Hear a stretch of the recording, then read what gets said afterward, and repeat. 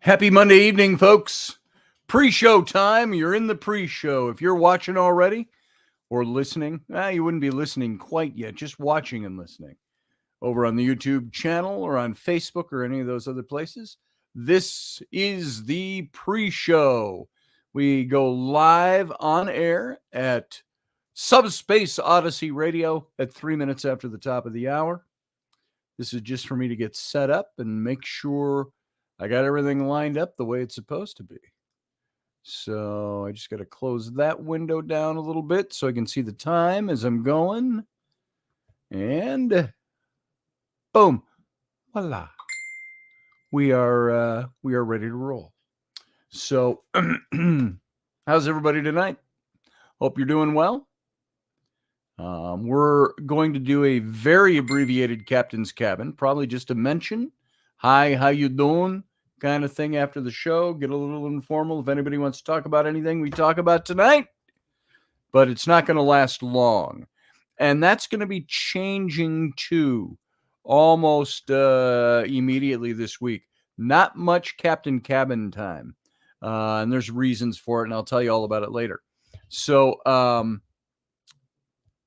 there, we got about a minute and a half. We go live. And what am I getting here? I'm getting messages. There it is. So I did get a message. That's the dinging sound in the background. So anyway, here we are. I'm trying to think of what to do for the radio studio. What we can do to kind of dress this place up a little bit. You know, we've been looking like this for a couple of years. 3 years, 4 years, with variations, of course, when we've moved. But there you go. Hey, Susie Q. How you doing? Elder Barry. Good to see you. Chuck Thurston. Uncle Dave. People who are joining us and haven't quite come into the chat room yet, come on in. Join the fellow chatters, the fellow Intrepids. Josh Kemp. How you doing, sir? Camel Tube. Good to see you. Thanks for being here. We got about 20 seconds. We go dark, and then the show will start. So everybody hang on to your butts. And we'll have a little talk tonight. Elvis is in the building. Good to see you, sir. Glad you're here tonight. It's nice having you around. Okay, here we go. Going dark. Stand by.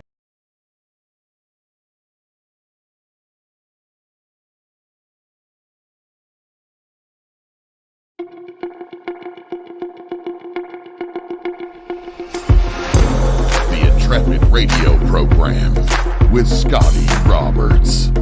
Intelligent talk.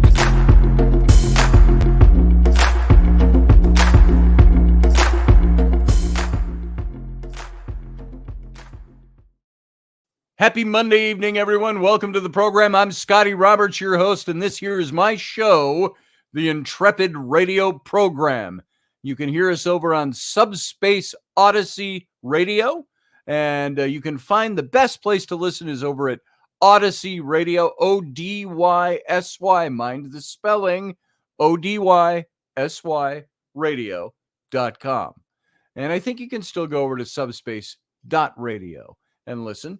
You can find us over on Facebook at several different locations. But the best place to be if you want to join the chat room and watch the show rather than just hear it in audio format, it's over on my YouTube channel. That's youtube.com/Scotty Roberts. That's me. And while you're there, subscribe to the channel. Hit join if you want to. And join the conversation going on over in the chat room starting right now. So it's good to have you all here. I'm glad that you're coming in. Glad you enjoy the show. And tonight I want to talk about something that is a thing that plagues us all to one extent or another, and in different categories of life, as a matter of fact. And so hang on, we're going to talk about that. Love to see your comments over here in the chat room, and we'll have a little bit of the Captain's Cabin tonight. That's our post show for those of you new to the show. Our post show after we go off air over at Subspace Odyssey. we stay live over in the YouTube channel. So you can, I just got a reminder that I have a show to start 5 minutes ago. Just said, be ready to go on air at 9:00.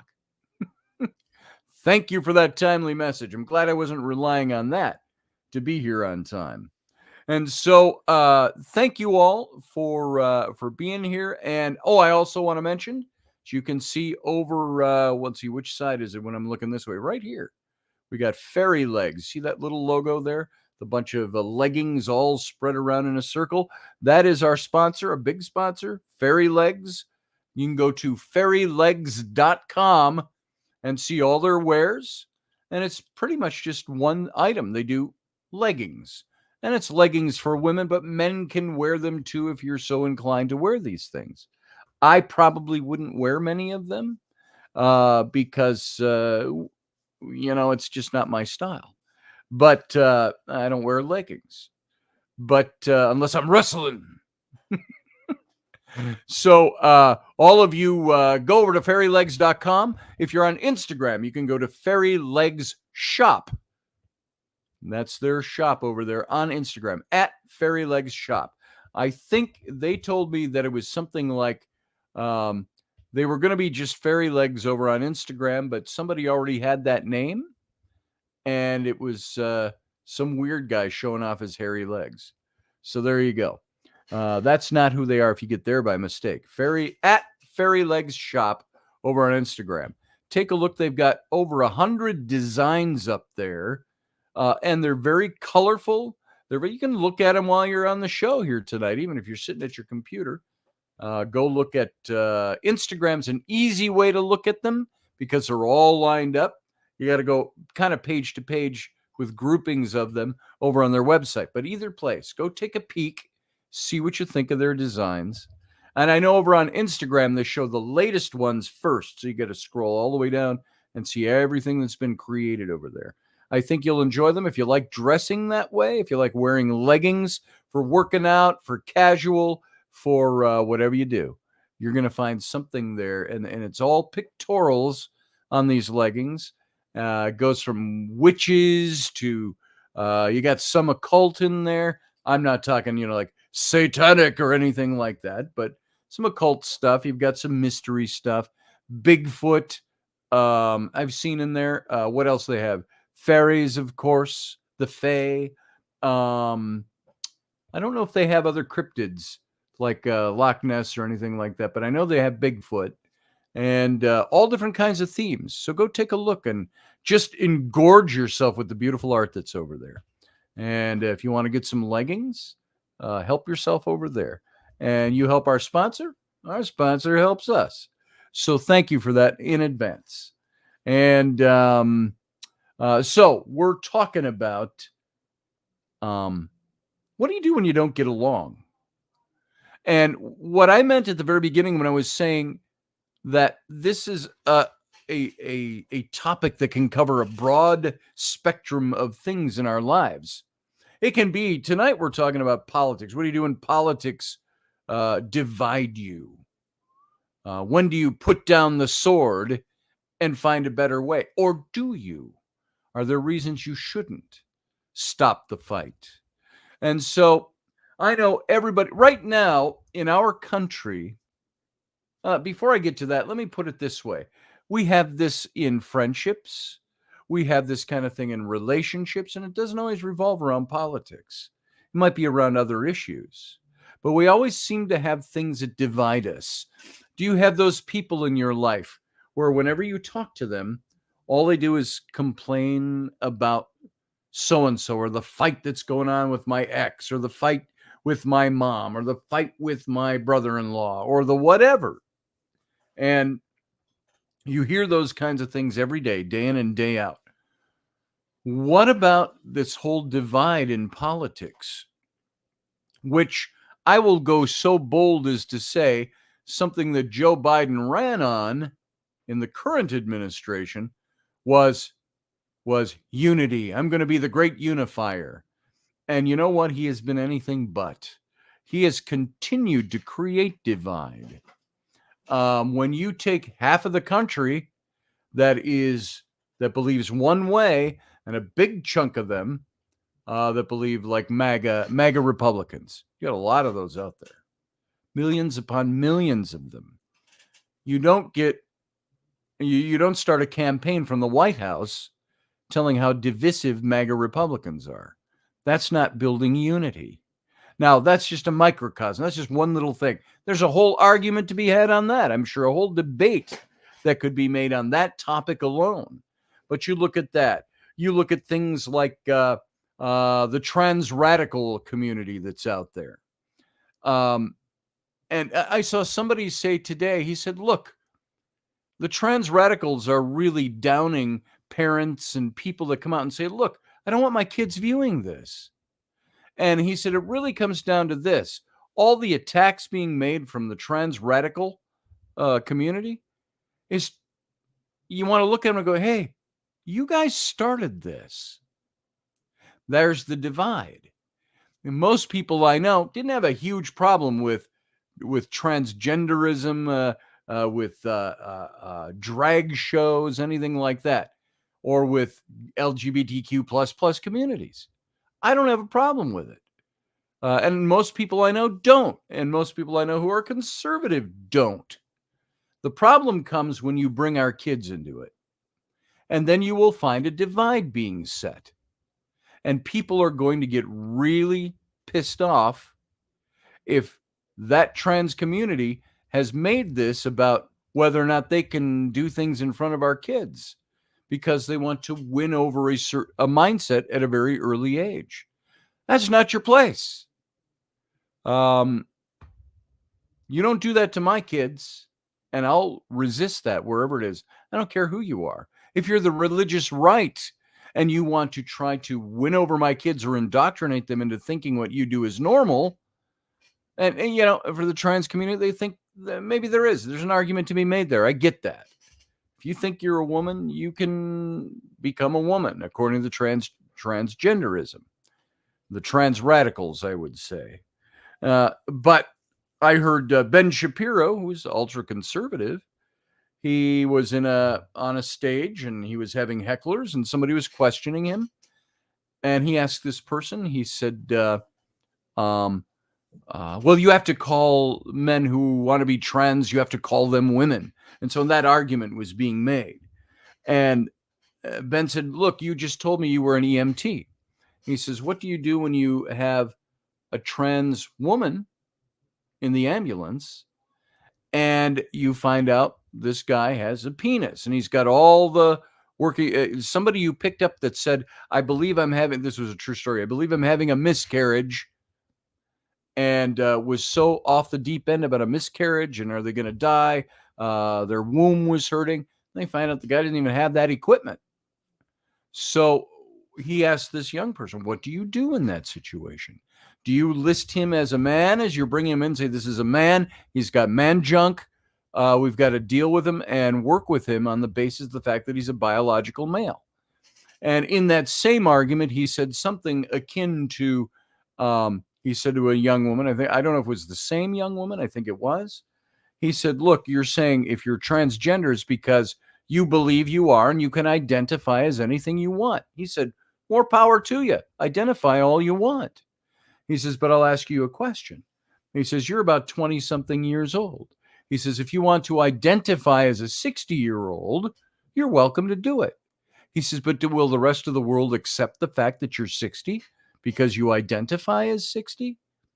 He says that no matter what's inside of you, if you want to identify outside of your biology, if you want to identify outside your biological age, you're free to do it. Go ahead. It's not my business. But don't push it on me because I will never accept you as a 60-year-old when I know you're 24. As much as you want to identify as that. So the little weak arguments, only because they're just little snippets I'm giving you to give examples of some of the things that are out there that divide us. What's dividing us right now? China, the way we deal with the rest of the world. We're no longer respected. China's frankly got us on the brink of war. They just announced yesterday, China said they were doing military maneuvers, and they said, we are ready to go to war with Taiwan, knowing that the United States backs Taiwan. So what's going to happen when that happens? We're being put to the test. We're being looked at out there. So what's your opinion on those things? Do those opinions divide you? Your opinions on the LGBTQ++ community, your opinions on China, your opinions on unity in this country, your opinions on who do you elect and who do you not elect. All of those are things that divide us deeply. And as I've said several times on the show, I've made mention of the friend of mine. It was a friend of mine for 26 years that parted ways with me because of who I voted for. And that was 4 years ago, almost 5 years ago, maybe now. And just out of the blue, I sent him an email and said, hey, I haven't heard from you for a long time. And he wrote back and he said, I don't want anything to do with you anymore. And here's why. And I said, well, dude, give me a call on the phone. Let's talk. Let's get together for coffee. We've been friends for a long, long time. Creatives, both of us. Our families did stuff together. And all of a sudden, he didn't want to have anything to do with me because of who I voted for. And so there are people like that are out there. They have marked you as somebody that they must divide against because you believe something differently, or you hold to a different opinion, or a different political ideology. Now, I have very few people that I have cut off. Even this guy who cut me off, door's still open. If he wants to walk back in the door, I'd probably have an earnest conversation with him if that door ever was re-entered. But I don't cut people off. I don't throw them out. The only people I walk away from are people who are abusive, people who abuse either me or try to, or abuse my wife or my kids in any way, shape, or form. You're going to see big resistance from me. And you're probably going to see me cutting off all ties. I've got one person I cut off all ties with because of abusive things he did to me and my family. Was I offended? No, because I didn't appropriate his insults. It's like the Doc Holliday meme you see floating around. So if I'm to be offended, I must first respect your opinion. I didn't respect his opinion after the stuff he did. So I've cut people off too. Hey, Randall Flagg, good to see you. Glad I haven't seen you for a while. See, you pop up every now and then. It's good to see you over in the chat room. Steph is here. And Matthew Sainsbury's here from Barbados. And Chad Sanders is here. And everybody else I didn't get a chance to say hi to earlier. So all of these things. Yeah, you've lost a few contacts, says Randall Flagg. And we all have to a certain extent. So the big question, and I started looking at things from a psychological point of view, which is also going to give you, what would you say? It's going to give you a much less conservative, much more liberal point of view. Only because that is information, when you start getting into the psychology of it, it starts becoming those, what would you say? It's those things that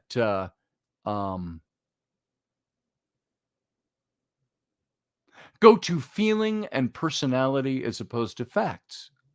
Another thing Ben Shapiro said once, and I've been saying it for years, facts don't care about your feelings. And they really don't when you have to think about it. Facts don't care about your feelings. And so when you have that, and sorry, I'm losing my train of thought because I was looking for something at the same time. When you have this type of situation going on where you say, okay, I have to look at the facts here to determine how emotively involved I should be, as opposed to saying, this wreaks havoc on my emotions, therefore the facts don't matter. And this is where you see a lot of butting of heads. And a lot of people saying, well, you have no feelings. Well, yeah, I do. But my feelings are for right now. I would house it as that my feelings are for my country. My feelings are for doing things right. My feelings are, that's my opinion. That's the way I see it. And I think sometimes you have to take your emotions and your feelings and you got to set them aside. Why do you have to do that? Why do you have to set feelings and emotions aside? Because when you operate by those things, those are the things that make you stray from fact. Um, I got to see. I've got an article that I called up earlier, and it's disappeared on me. So that's just got me a little distracted here as I'm looking that up. But try to find out where that went. So because I wanted to give you some information here. Let's see. Give me a second because I'm going to look at this and see if I can call this back up because I want to hail to some information I found there. Here we are. How to bridge the political divide and our politics, things that are dividing us so much that we have to look at, hey, when do I set down my weapons, my fighting words, my angst about it, if you've got angst about it. I'm not anxious about it, but I got to tell you something. I certainly have a problem with the way some things are being run because I look at it and I say, what do I do with my friends or family that believe a different way? Because they want to focus on personality. They want to, and by that, I mean, focusing on, how would I best describe that? We have to support the man who claimed to be a woman and is beating all the women in swimming or whatever thing it is. We're focused on the personality of he needs to be able to express himself. Well, maybe so. The problem being is that in so doing, he's hurting other people. And there are other people that disagree with it. So what do you do when you have disagreements like that? How do you cross those divides? Can you bridge those gaps?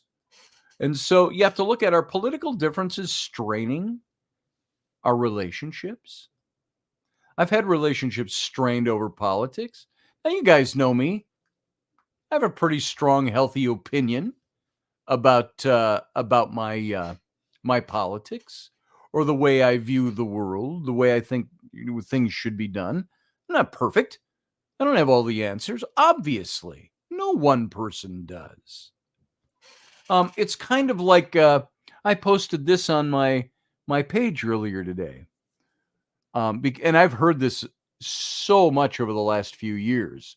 Well, Jesus was a socialist. And it's like, well, how do you get that?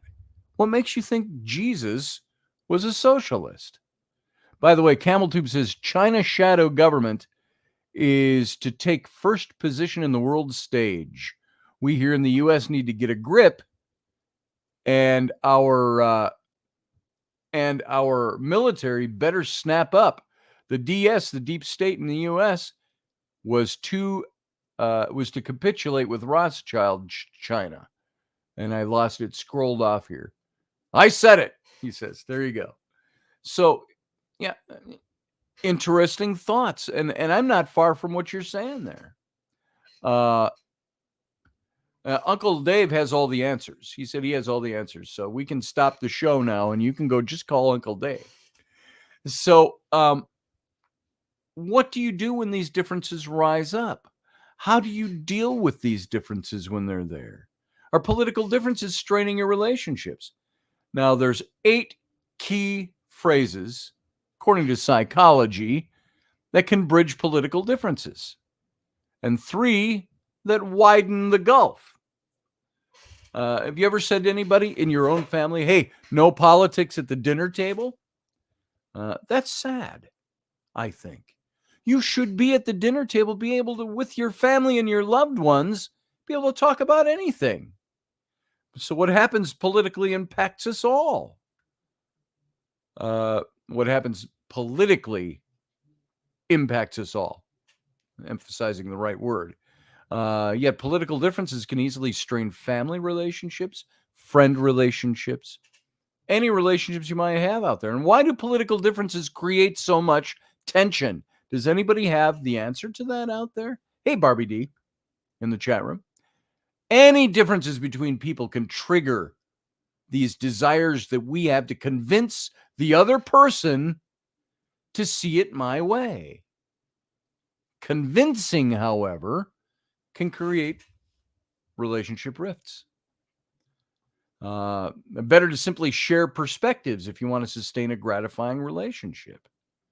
So the impulse to convince others of the rightness of your view and the wrongness of theirs gets all the stronger when an issue feels important and when we have important opinions that wrap all around our important feelings. Or our important viewpoints, I should say. Our feelings wrap around our viewpoints. And so political actions, they impact people's life on a very strong way, if you're paying attention at all. And their financial status, how much government programs will either help or hinder, whether our citizens will be safe from physical danger with regards to guns, to terrorism, international enemies, pending wars, all of that, looming wars, I think I should say. And by the way, folks, I'm not using that as a scare tactic. Think about that for a second. China and Russia have been watching us for the last few years. Well, they watch us all the time. Why do you think they're doing this now? Because they know how weak the United States is right now. We are no longer the world power, folks. And I think it's important that we need to maintain that if we want to maintain a country as large as ours that has so much influence in the world around us. America falls, a lot of the world falls with us. So some people are allowed to, they allow others to be different. Open-mindedness takes patience. It takes willingness to give the other person the benefit of the doubt. To assume that there's something valid in their point of view. I learned that in dealing with people in marriage crises many years ago. A marriage will never last if the couple cannot look at each other and understand that there are different points of view, and the points of view are valid. So, as valid as yours. And so it's also the ability to keep emotions in the calm zone, let's call it, the demilitarized zone.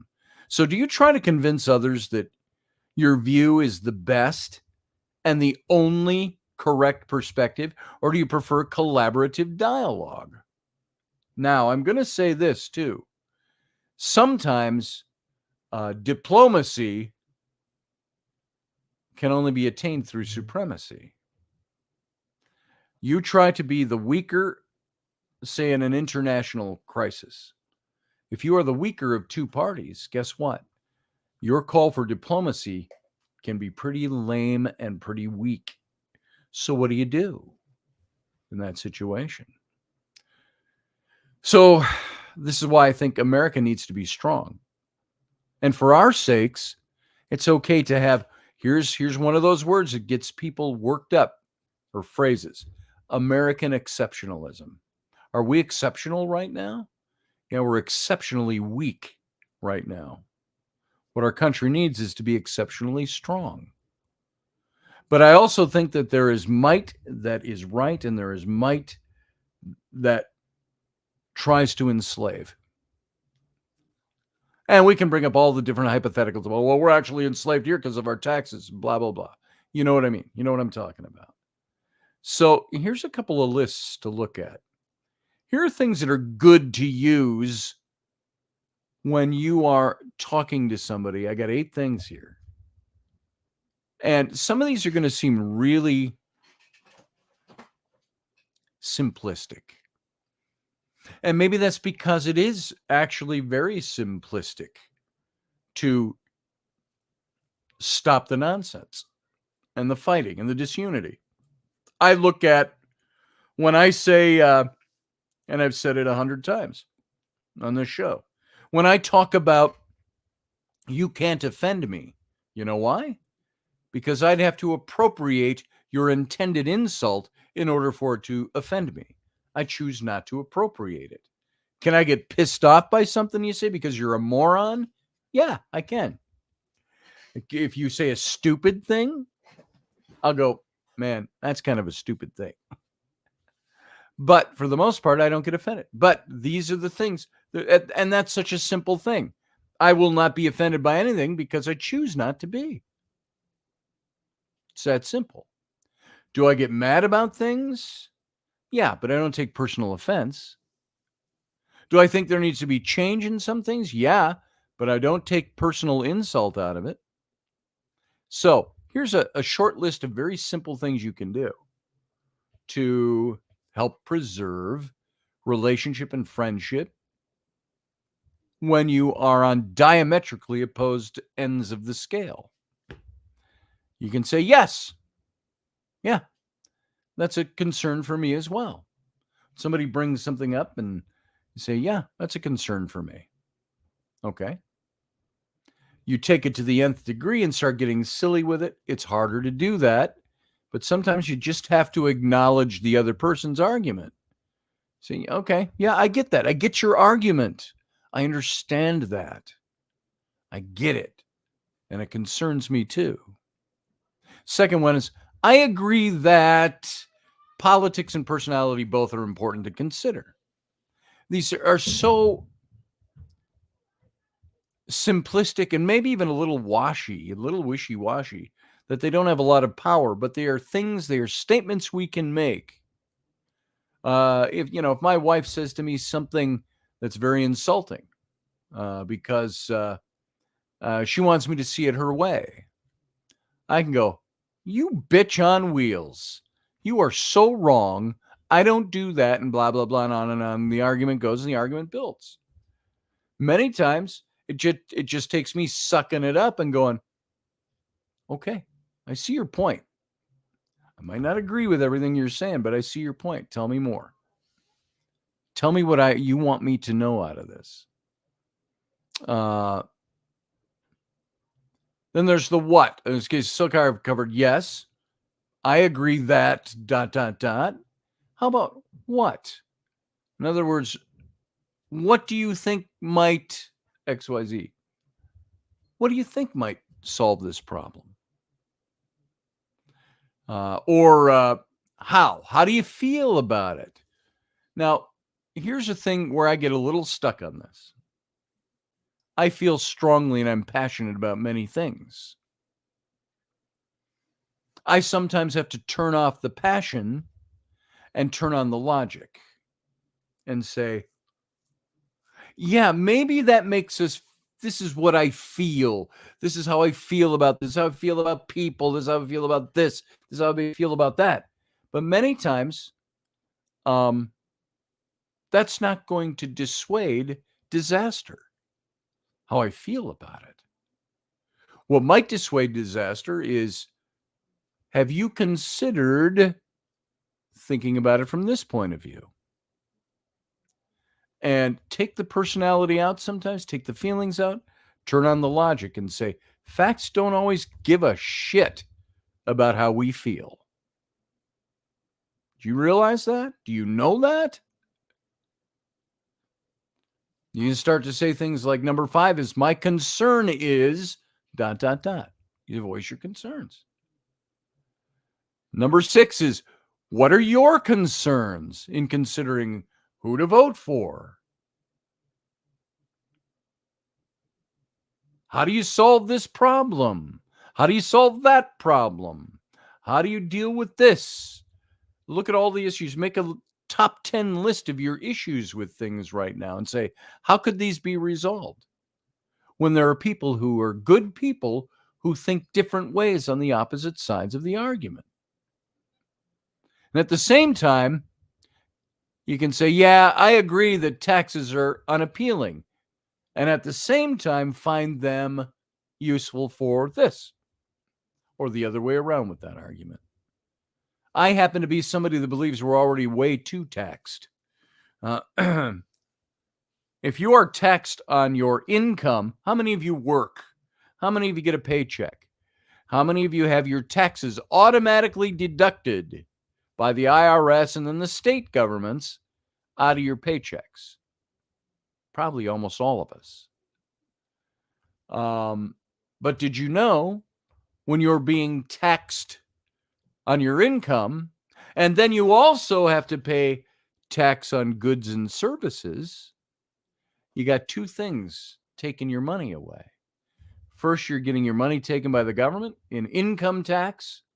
The next, you're getting money taken away by the goods and services you have to buy every day and paid for. This is why you have some who was it? The very conservative group, the Tea Party. What was one of their things that they pointed out? And we knew this before the Tea Party existed. The average American pays, I think it's now over 65% of their living is spent paying taxes in one form or another. Income tax, and then what you have left over after income tax, your tax for goods and services. And you might not see those. You have internet, there's taxes built into internet, your monthly payments. Do you buy food? Maybe in some states they don't tax you for food. But do you know why the food is the price it is? Taxes down the line. So everything taps into us. So Chuck says, so much of this applies to a marriage. It does. You have to learn to pick your battles and know some you will lose. That's it. And we used to have a saying, is this the hill you want to die on? So I remember Rainey and I went to marital counseling back 14 years ago-ish. And the counselor started asking, well, tell me what's up with you guys. First meeting. Rainey stated her case and vitriol and had issues with this and that. And I stated my case and I started saying, I don't do that. You're wrong. And she'll say, well, you're wrong. And then he let us talk for a few minutes. And then he stopped and he said, okay, I'm going to ask you one question. He said, do you want to be right or do you want to be married? And he said, you have to ask yourself that question. I'm going to ask you right. He said, I'll put you on the spot. Do you want to be right or do you want to be married? And we both said, well, we want to be married. And we joked around about it, but I also want to be right. He says, you can't have them both all the time. This is the kind of stuff I'm talking about. Number 7 was the agreeing about the higher taxes and unappealing at the same time. Number 8 was good point you're making, for sure. That's important.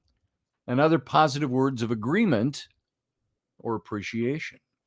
But then the words you're supposed to avoid are, but, I agree with you, but, I see your point, but. There's always a big but in there, isn't there? Or, no, that's not so. Now, I've used that on radio. I'll see people in the chat room will say something. I go, hey, the person who just said that, that's just not the way that works. Or just using, I disagree. I don't see that as a big, huge negative word to accomplishing unity. But you can say, look, I understand your point. I do disagree. I see things from a different way. Let's find a way to talk and make it work. So you aim for additive dialogue. Those 8 little simplistic points I gave you, those are sentence starters. It keeps dialogue flowing cooperatively. Many times when you're dealing cooperatively, there is a level of anger that's underneath the surface that wouldn't take much to burst through if you don't control it. So they offer information without attaching an I'm right, you're wrong emotional tag. They also facilitate these words, listening with the good ear, with an intention of finding something that you can agree with. Do you think my friend of 26 years who parted ways with me, do you think he would have accomplished anything better if he'd started his conversation with, I'm angry about some stuff, and I'm angry about how you voted, but you're my friend and I love you, and let's find a way. How can we talk better? How can we get along when we're so diametrically opposed on politics? and who to vote for. Not the way he started it. He started with divisiveness. So the starter words can avoid oppositional positioning. If someone tells you that what you've said is wrong, that's not the best way to further good communication. Or what if they dismiss you and dismiss that what you've said by deleting it with "but"? Yeah, I hear you, but you're likely to defend yourself or to counterattack when you do that. So we've all got to learn skills for cooperative political dialogue. That trains us for handling all life disagreements cooperatively. And so it's a challenge. It's something we have to challenge ourselves with. But I have to also admit that there is some of this that drives me insane. You know why? Because it becomes psychobabble. When we surround too much psychobabble about trying to decide how to talk to each other, how to bridge the political divides, how to bridge the gaps, we still haven't gotten to the core of why we're so divided politically and what we can do about it. How do group dynamics influence how people choose their leaders is a good question. I pulled up a bunch of questions here. Now, one of the things we know about how people choose is that there's lots of biases, and those biases carry over across all types of leaders. So what people look for in all leaders is people who look like leader-like. They have to come across as a leader, which is typically associated with masculine characteristics. Sorry, ladies. A very famous article that's out there called Think Manager, Think Male. This details the societal bias as well. There's a bias there.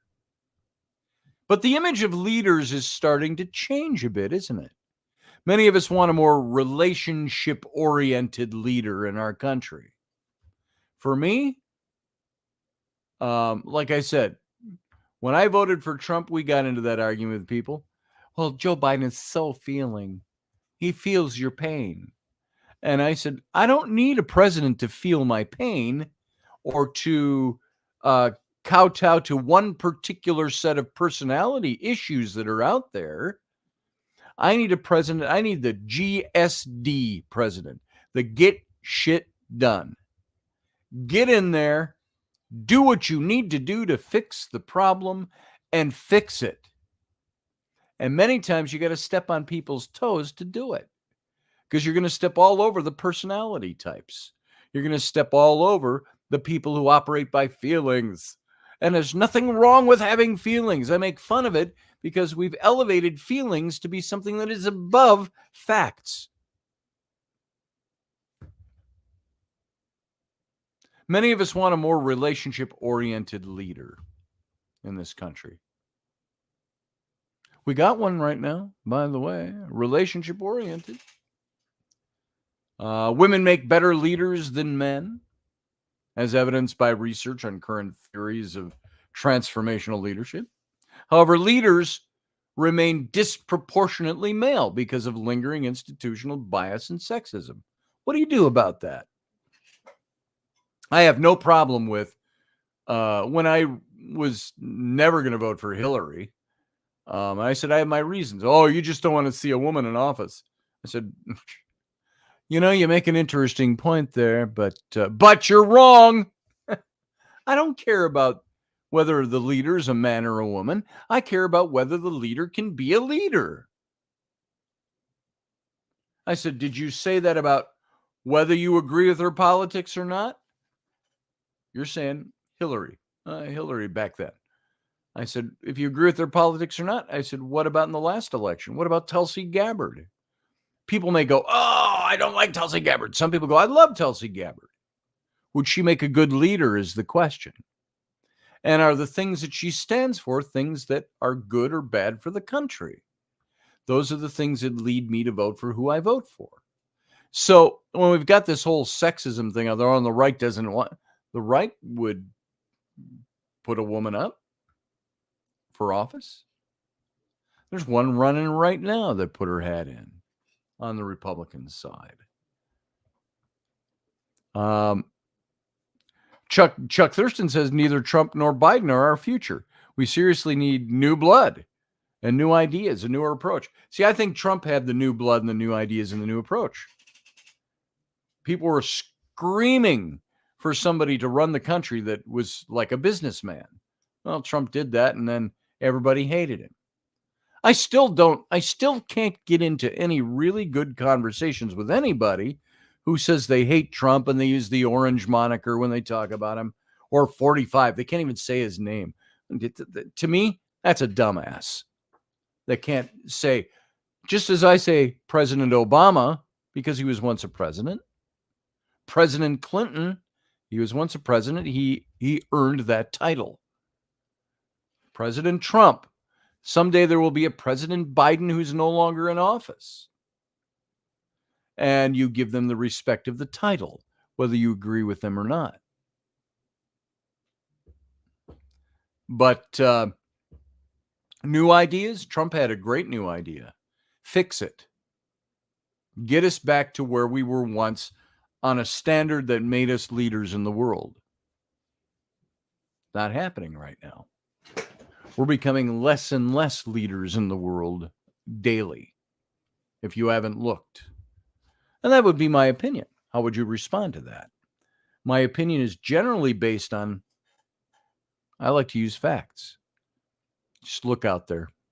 Look at China rattling their sabers. I think there are certain people who would be in office that they wouldn't do that. Biden does not encourage, that's not the word I want to use, not encourage. To me, Joe Biden, he likes to say he's a nice guy, but I think that's a political line. He's as corrupt as the rest of them. And I am with Chuck. I understand what Chuck says. Chuck and I are on different ends of the political spectrum, but I agree with him. We need new blood. I could see DeSantis as president. He is new blood, and he does things differently, doesn't he? You might not agree with his politics, but he's a leader, whether you agree with him or not. I think I could follow. There are many things Bill Clinton didn't do, but you know what? He was a leader in office. I didn't like him politically, but he was a leader. Obama was a leader. You could follow. People would follow Obama. Didn't like his politics, didn't agree with him.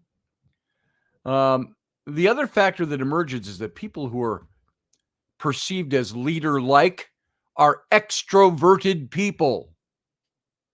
They're out there. They put themselves out there. They become leaders because of their personality. Oh, he's such a narcissist. Shut up. To be the leader of the free world, do you think it involves maybe a little narcissism? Not just like, I'm just going to go home and pet my poodle now. That's all I could think about at the top of my head. Studies show that when we put people in a room and have them interact and ask them to pick a leader, the person who talks the most usually gets picked as the leader.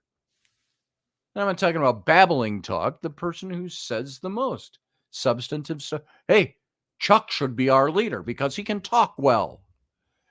So we also look for people who have charisma, the ability to express yourself and your emotions. This is something where I think that's very detrimental for the left right now and very detrimental for Joe Biden. He cannot articulate anymore. And Chuck mentioned this the other day. He's too old for the office. I don't think he's too old for it. I think he is too slipping to do it. My 78-year-old grandfather couldn't have been president because he was slipping mentally. But he was a good man with good ideas, but he couldn't articulate them anymore. And he was not a leader. A leader does not get led around by the cabal that wants him, that is behind him. The leader leads the cabal, if you will. So we look for people who have charisma, the ability to express themselves.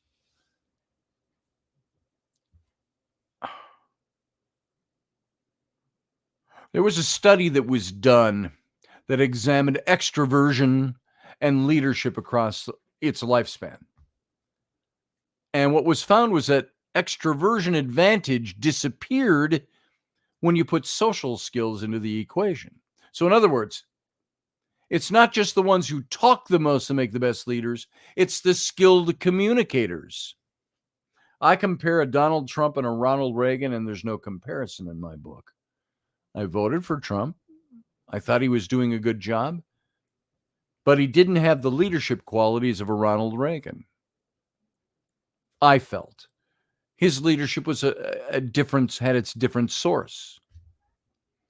Reagan was somebody who was not only a good communicator, he was a good communicator or a good leader. He was a good leader because he was a good communicator. Some of our most celebrated former presidents, like Abraham Lincoln, even Barack Obama, they were known introverts. Yet, I might not plug Obama into that very fast because he had a certain charm about him. Presidents have to have charm as well as good ideas. And they may not even be ideas you agree with, but if they've got strong ideas and they're able to lead people into them and implement them, not for the destruction of their own personal causes, you might be onto a good leader. So what most people are looking for when they're choosing a leader or political party is what? What are people actually looking for? And one of the things that's interesting about elections in America is that most people feel they have to choose a candidate who's the lesser of two evils. How many times did you hear that in the last 7 or 8 years? Given limited choices, people who, by the way, my opinion, people who voted for Biden didn't vote for Biden because he was a great leader. He is hands down the best man for the country. Biden got voted in because people wanted to get Trump out. I wouldn't want to be a leader just because somebody voted for me to get the other guy out.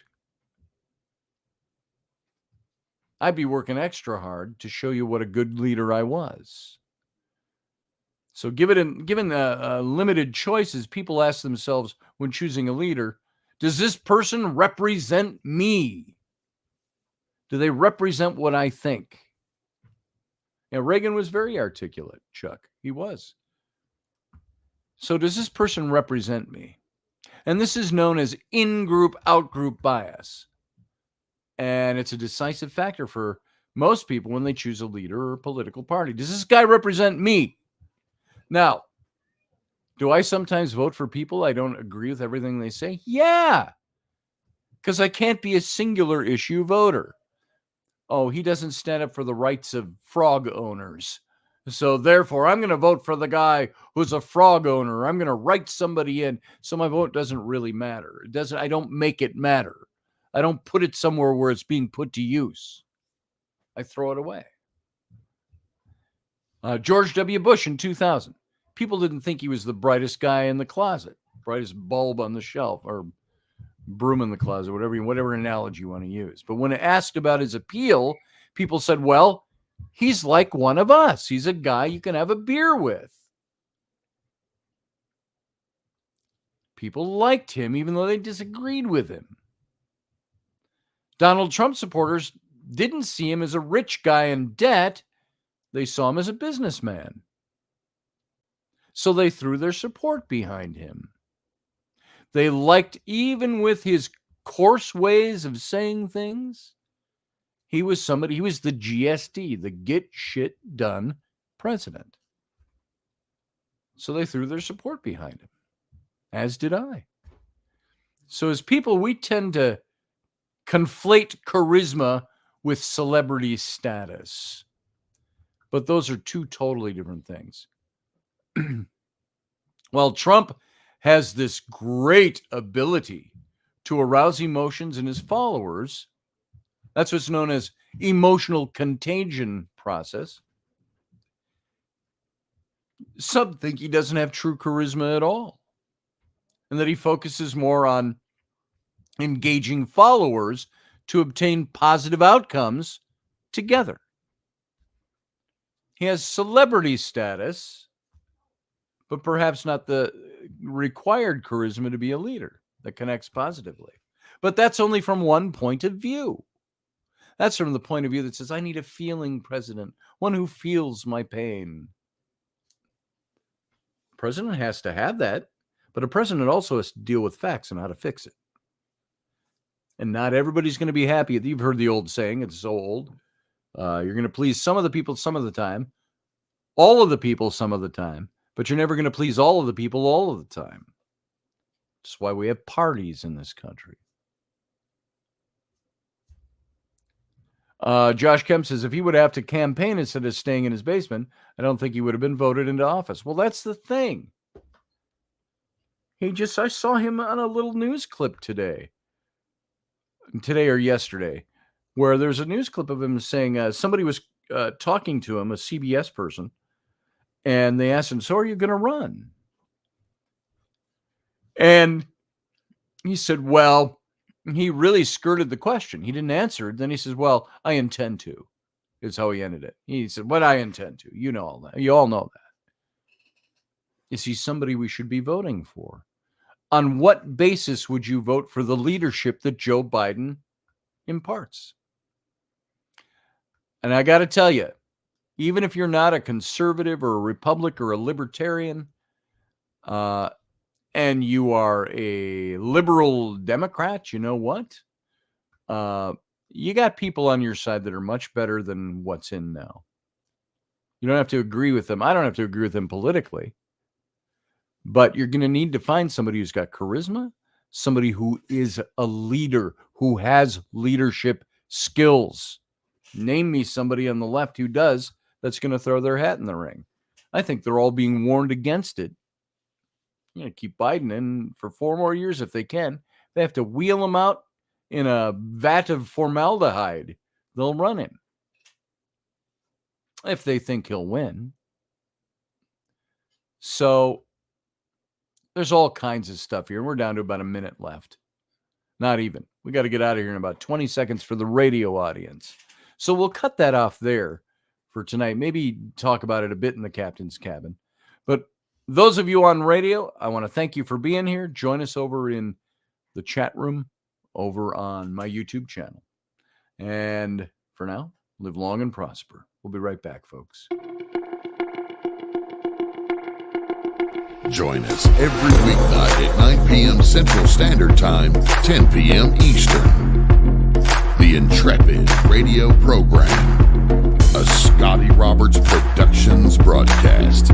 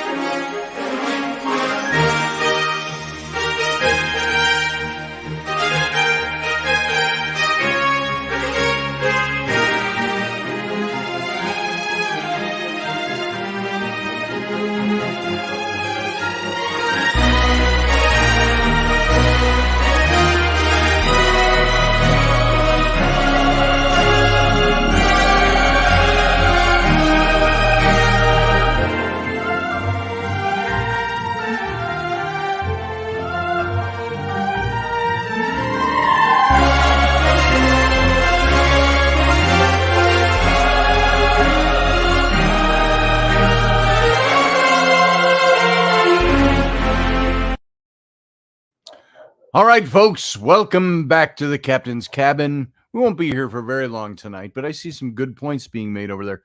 Great conversation going on in the chat room. We have a lot of strong opinions and both ways to look at it. I happen to agree with Josh Kemp. I'd love to see a DeSantis Gabbard ticket. I think that would be amazing.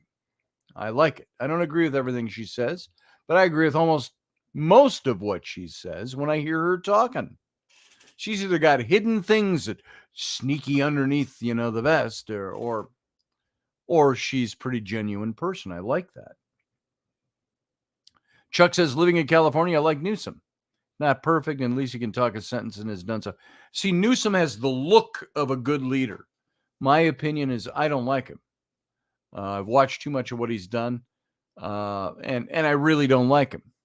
I'm from a different perspective, though, than Chuck is. Would Newsom make a good president? Maybe. But he's going to stand for things that I don't stand for. I don't want somebody in office that's going to chisel away at things that I think are important to not have chiseled away. I think internationally, we need to have somebody in the office that either knows or is so strong on domestic policy that they can spill that into international policy. These are the questions I asked when Biden got elected. I was like, on what basis was he the best choice? They had lots of choices. And then who did he name as his vice president?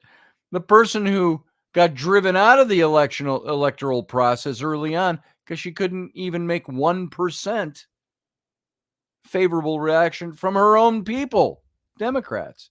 And then she became the vice president. He was a wrong choice all the way around, and our nation's paying for it right now. And so we need somebody good in, whether they're Democrat, whether they're Republican, whether they're liberal, whether they're conservative. We need somebody who has at the core of their values making America a better place to be, strengthening us where we've fallen short and weakened, strengthening the dollar, strengthening our position on the world stage, strengthening our country. The social issues are things that always gather around the feet of the real important issues that make a nation survive. Whether or not, it's like I said, the whole thing with the, just using it as an example, the drag dancing and the transgender thing. You know why it's such a big issue? Because transgender came out and started, in a sense, going for people's kids.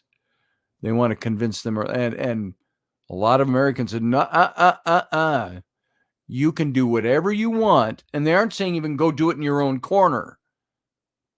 Nobody was trying to shut down. Well, you might have had your rednecks out there, but nobody was trying on any official basis to shut down drag shows or disallow guys from wearing a dress and good pumps if they wanted to. No, it was all about, if you want to do that, it's not my choice in life, but more power to you. But you touch my kids with it, and you'll have a fight in me. So I think these are the kinds of things that we see going on. Those are social issues. Those are not issues which should determine who gets in office. The whole Supreme Court issue on the abortion issue. What everybody seemed to miss is that all the Supreme Court did was remove it and saying, constitutionally, this is not what the federal government is supposed to be doing. We remove it back to the independent states. That's all they did. Well, some states are going to be against us and forbid it. That's the risk you take for having a republic. You don't get everything you want. Now, when it comes to a constitutional matter, guns, that's a federal issue.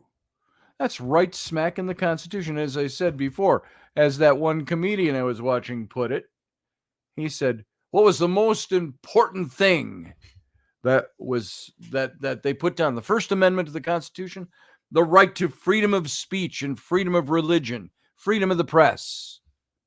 They said, what was the second thing? The second thing was the right to own guns. Because if anybody tries to take that first one away from you, you have recourse. Now, maybe they lived in a more violent age.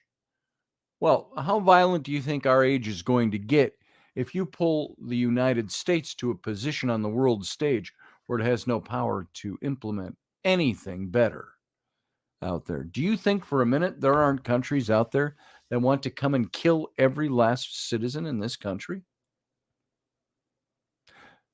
There are also people out there, however, though, in some of those countries that don't want to have anything to do with that. The second protects the first. That's right, Josh. As good, honest, hardworking people, would we want the job? It's a no-win situation. Why do it? I'd do it. I'd take the job. But then again, I don't know. I'd do it. I'd find the challenge in that. I think the challenge would be for anybody. We probably do not fathom even the tip of the iceberg of what happens to anybody who's good, that gets into the office, has good ideas, good leadership skills. Do we even fathom what is beneath the tip of the iceberg that the public will never know anything about? What do these guys get hit up with? Who walks into, use an analogy like the men in black? Who are the men in black in government that come into a new president and say, no, sorry, you will do things this way? And whatever is put up there. Doesn't even have to be a threat to his person. It's interesting. Yeah, Chuck says, I have plenty of guns, but I'm not mentally ill wanting to kill people. I think mental health needs to be a bigger issue. I agree with you, Chuck. I so agree with that. I'm in the same boat as you. Now, what's with all the people on the left that are saying it's no longer a mental health issue? They try to explain away everything that's mental health. This latest shooting with, there was another one today, though. It wasn't a school shooting. Can't remember where it was. Remember when all shootings were postals? He's going postal. Remember when that was a phrase? They always seem to take place from some disgruntled postal worker. So much so that it got labeled going postal 30, 40 years ago. This ain't a new thing, folks. What's new is a political movement within our government with a complacent press that will push all these stories to the fore. Kind of glad they're happening so they can try to enact agendas. And that becomes dangerous. What about the person who shot the kids in the school, killed 6 people? Or is it 7? I thought I heard 7 somewhere. But 3 9-year-olds. The transgender person.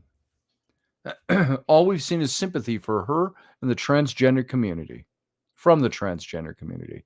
Not as a whole. Again, you got a lot of people within the transgender community that are smart, that don't stand on the personality issue. They're divided even, believe it or not, if you didn't know that. But when you got all this stuff that's going on in our country, what we need is, like even Chuck said it, we need a leader who knows how to lead. Give me a leader who I disagree with on their political ideologies that's a true leader, and I'll take them 10 times over somebody who has no real leadership skills and is going with the flow and sticking their wetted finger in the air and going with every social issue to try to win people over so they can run again.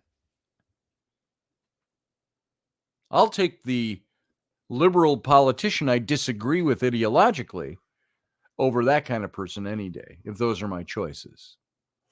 I'd rather see somebody who's a leader that believes in what I believe in, that has a political philosophy like mine. I'd vote for that person over the other guy. So, what do you do in these situations?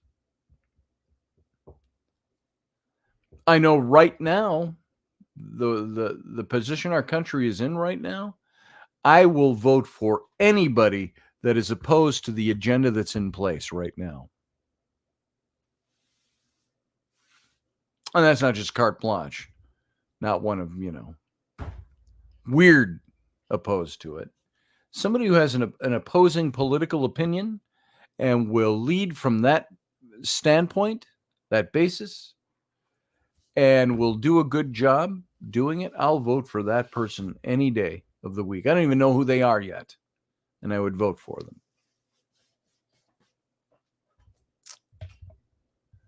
Steph says, Chuck, my 9mm said it just wants to protect me and shoot some cool targets at the range. Absolutely. What did Barbie D say? Steph, not being funny even at my age, I wouldn't go. Let's see. I missed something. I want to see what that was about. What would happen if a bunch of dudes brought their 5 to 9-year-olds to a show hosted by stripper pole dancing and seductive dancing lap dancers? How would people react to that? I brought up that very same illustration last week sometime, Steph. Just because you can do it and you're free to do it doesn't mean you should do it in front of kids. Steph says transgenders are bullies. Yeah, some of them are.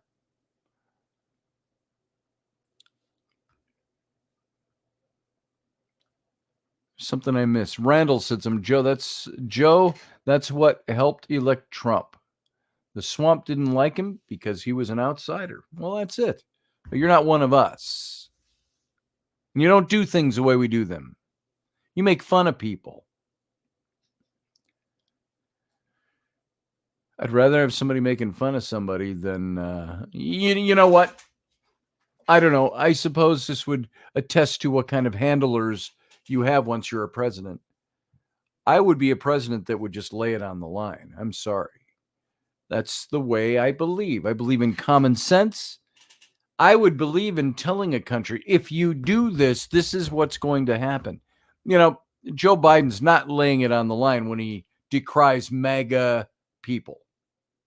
That's the lines he's given to say by that sect that is in office right now.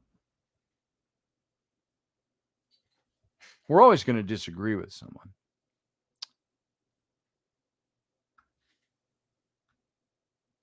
At Barbie D, I was trying to find what people were talking about when you said at my age I wouldn't go. Are you talking about a drag show or war? Let's see. Barbie D said it's 11:11.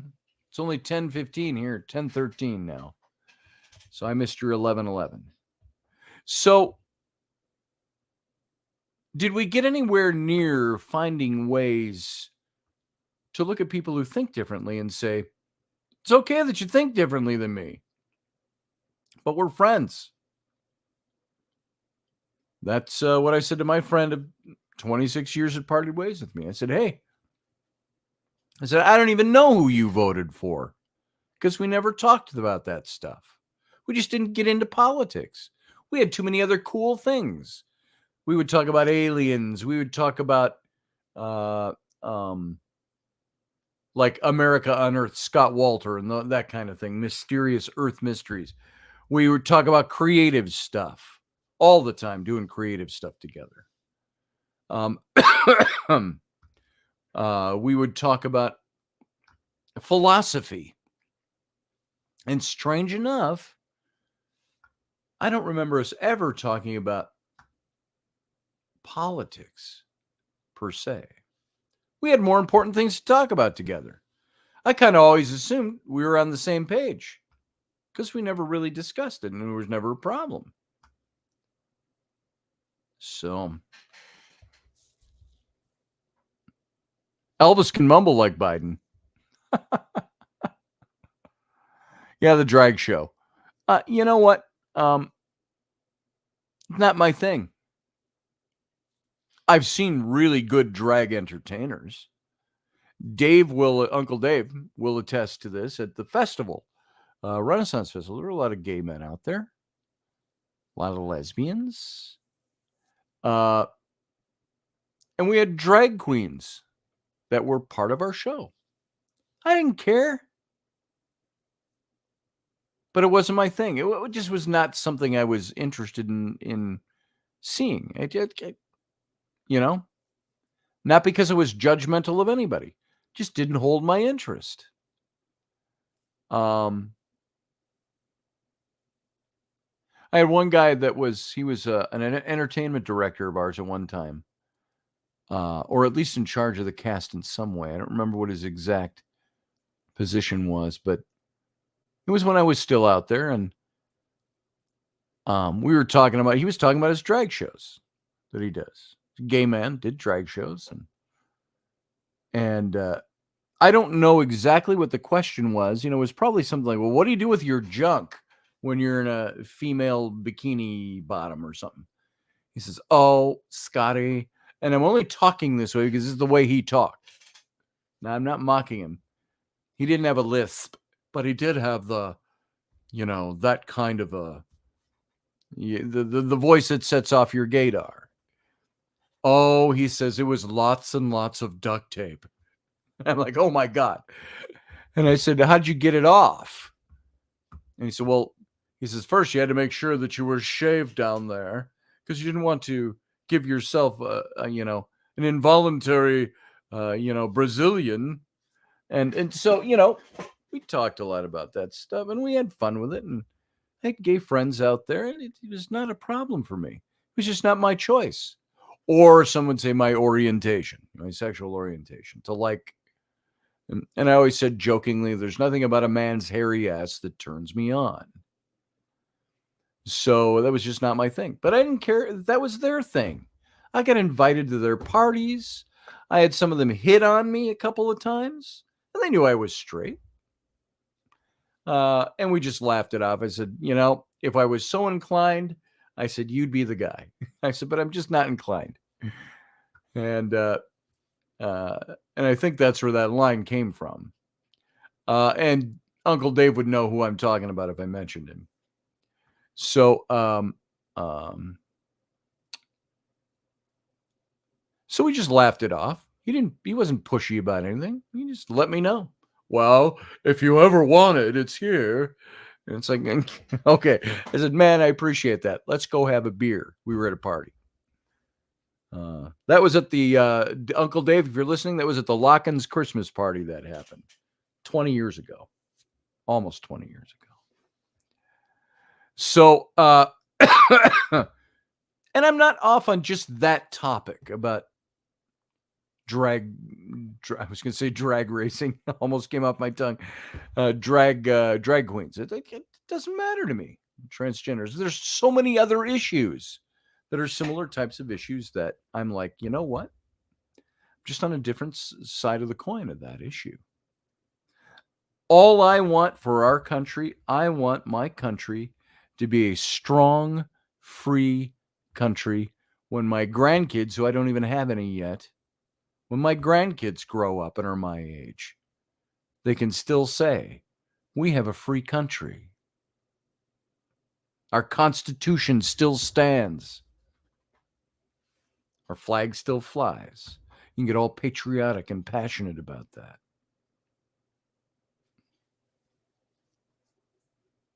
Josh Kemp said, this went sideways quick.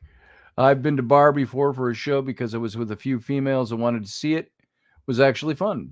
Barb didn't tell Kim. There you go. I had an old girlfriend before Rainey, obviously, that was a stripper, had stripped, and she took me to a couple of strip shows with some friends of ours. Now, that was different. It wasn't a drag show, but so I didn't mind it. But I don't do those either. You know what? As much as I appreciate the naked female body, I don't go to strip clubs. I think I can count on 3 fingers the number of strip clubs I've been to since I was 18 years old. It just wasn't a thing for me. Why do I want to go and watch a naked woman dance and gyrate for me when she doesn't really want to have anything to do with me? She's dancing for money. Okay, guys like that. That wasn't my thing. So Strippers and poles, said Elvis. The good old days. Yeah.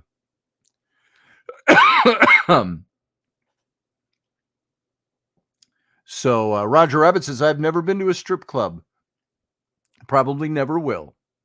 See, the last strip club I was in was, I think that night I went with some friends and my old girlfriend. That would have been 2001, 2002, somewhere right in there. Waste of money, says Josh Kemp. Exactly. Naked woman will sidle up next to you and say, they might have panties on, but they're naked everywhere else. So, would you like to buy me a drink? And that usually cost you like $30 to buy a drink for a stripper. It was a waste of money. There was nothing to it. There was no real connection, emotion, anything in any of that. So I didn't like it. Yeah, they're way overrated. That's very true.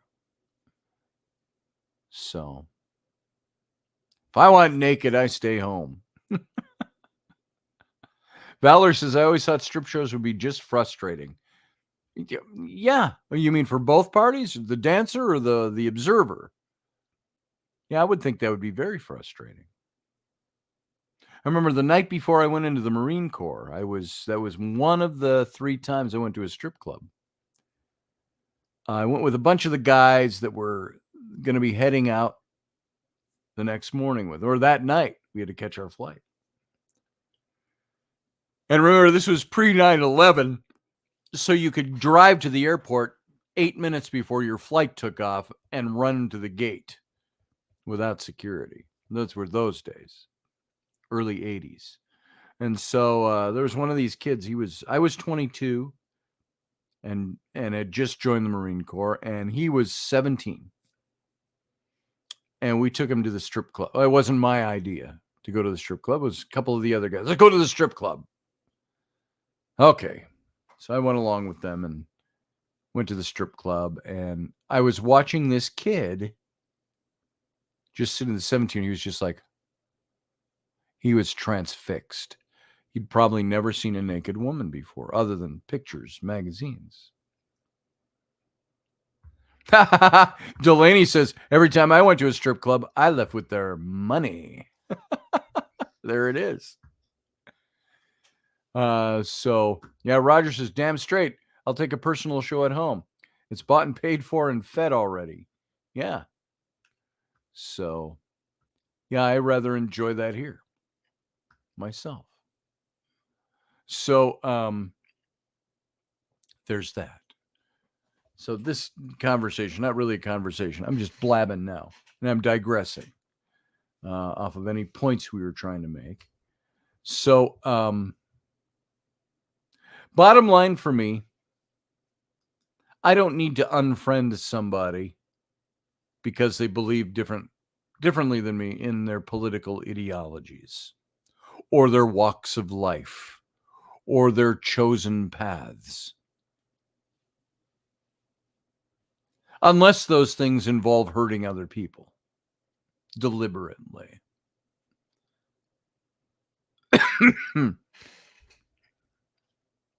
Ain't that the truth, Valerie? She said, I mean, you go to a strip club and get all worked up with nowhere to put it. Yeah. Pretty much it. Steph says, I mean, there's some clubs you want to stay away from. Like, you don't want to touch anything. A few are upscale here because I don't have a problem with. There was some place in Minneapolis. They were in an old building. I can't remember the name of the place. It was a gentleman's club, but the outside had the big gray stone pillars. On the outside, it was an old exchange building or from probably the turn of the last century. And had been converted into this gentleman's club, and I can't think of the name of it. It was right across the street from Kieran's Irish Pub, Uncle Dave, if you remember that place. So I never went there, but that from everything I had heard, it was a very upscale club, which means you better have money walking in the door. So anyway, Joe Sapien says strip club. Isn't that something to do with peeling bark off of trees? Pretty much. Tassels, downtown Minneapolis. No, it wasn't Tassels. Is that a current one in Minneapolis? I think it had the name King. It wasn't like King of Diamonds. It's so lame. There was another place called that. It was King something there. Doesn't matter.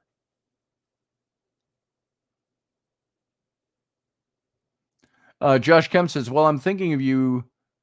You might get some more snow in a few weeks, by the way, Scotty.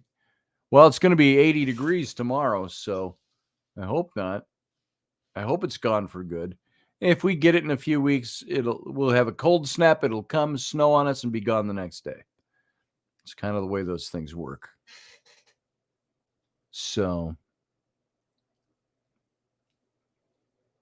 you can participate or just watch. Yeah. Yeah, there's plenty of strip clubs around here.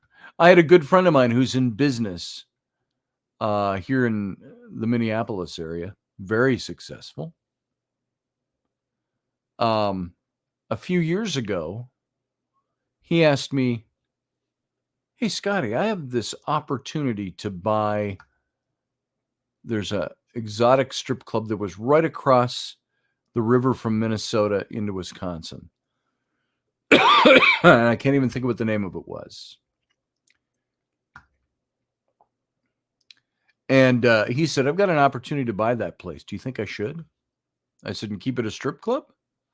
He said, yeah, there's good money to be made. I said, I understand that. I said, but let me ask you a question. When people find out you own that place, is that what you want your reputation to be? He said, yeah, but the money's so good and I could do this. And I said, again, I ask you, is that what you want people? You'll be known as the guy who owns that strip club. And it was a nice looking place from the outside anyway. It was on the hill as you come up off the river, the St. Croix River, and go into Wisconsin. Tree line, pine trees. You get up to the top of the hill, Holton, Wisconsin, it's called. It's right up half a mile up the hill.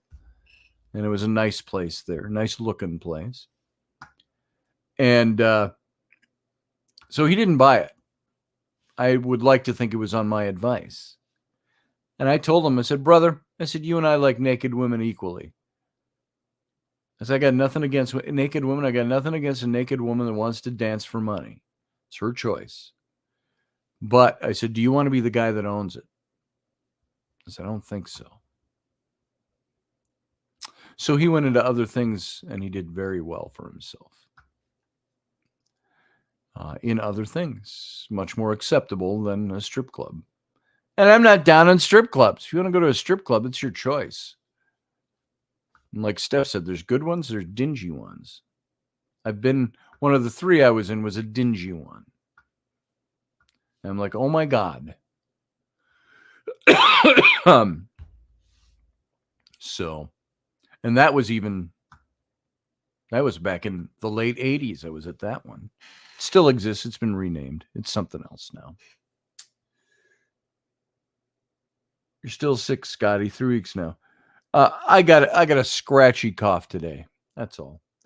I didn't cough. I felt like all day. It's when I overuse my voice is when it hits me. So, yeah, it'll go away. It's gone away. I was actually, Elvis, pretty impressed that I didn't have the cough at all. And then today, a little cough today. So, anyway.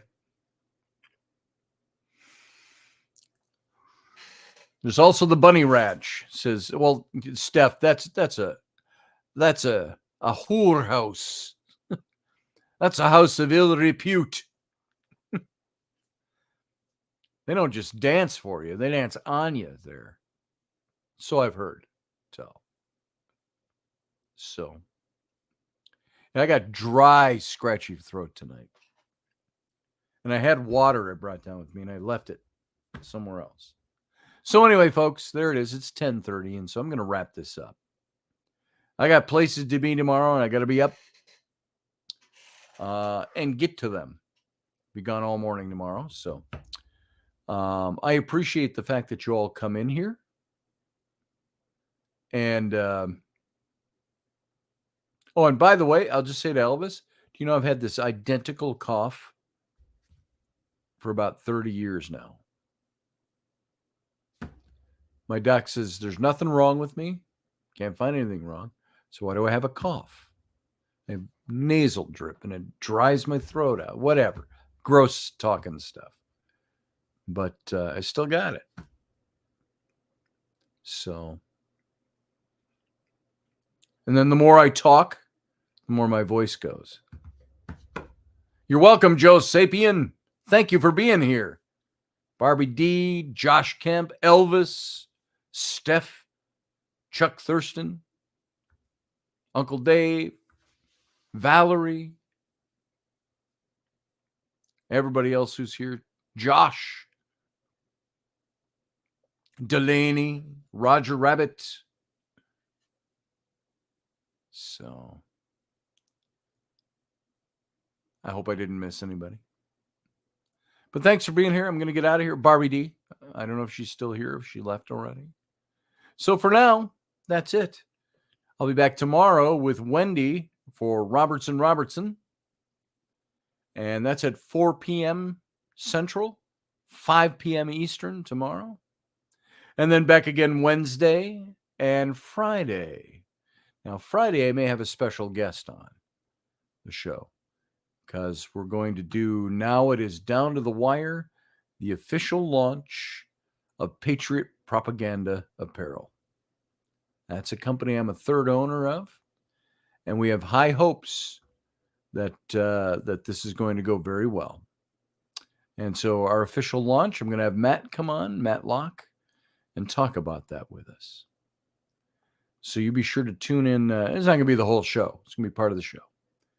So you come on, hear all about it, what it's all about. Get to meet Matt Locke, who is a conservative radio show host with about 200,000 more listeners than I have. And so, meaning he's quite successful at what he does.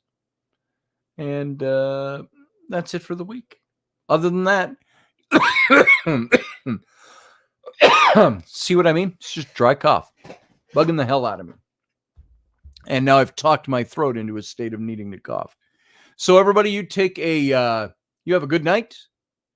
You have a good day tomorrow. I'll see you tomorrow on Robertson. And until then, I just want to say to you guys, live long and prosper.